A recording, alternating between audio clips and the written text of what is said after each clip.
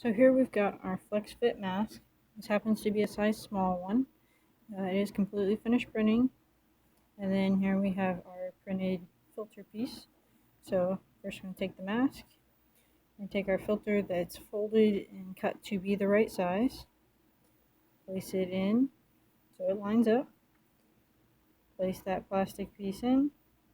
Make sure it lines up just right. And we're going to go ahead and press that in. It takes a little bit of force to push it in. And then we're going to check our fit. Oh, didn't quite get it. So we want to make sure, we're checking to make sure that that seal is good. Alright, that looks smooth. That looks smooth in there. Alright, so our filter is installed. Next we're going to go ahead and do the straps. So I've got these two cut straps. These are about 13 inches long each. It's a little longer than you should need, but you should, for personally, about 9 inches works best for me. So go ahead, slip that through. Tie simple overhand knot. Keep that in place.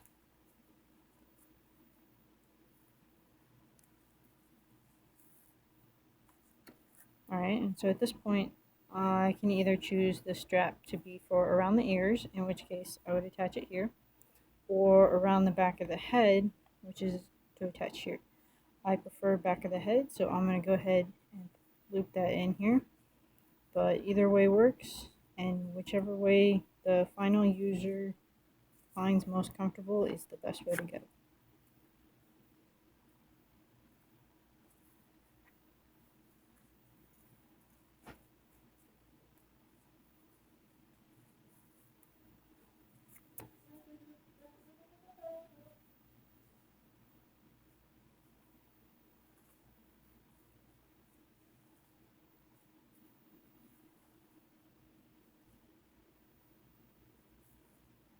Okay, all my straps are complete.